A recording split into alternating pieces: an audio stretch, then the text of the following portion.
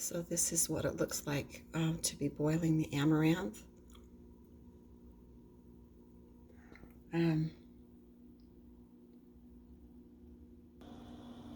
So this is amaranth cooked up. It's got good protein in it, very similar to quinoa and really nice texture.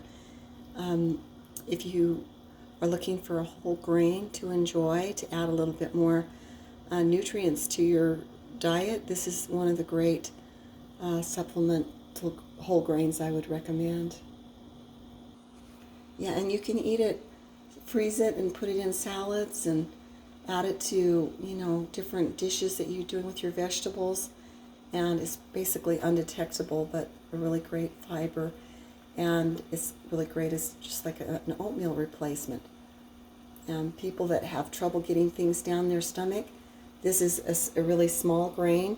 And so this would be a really great source to, I worked at the Good Earth, and a lot of people that had problems with stomach cancer came in and bought amaranth because that's one of the grains that they could get down and get the protein that they needed from it.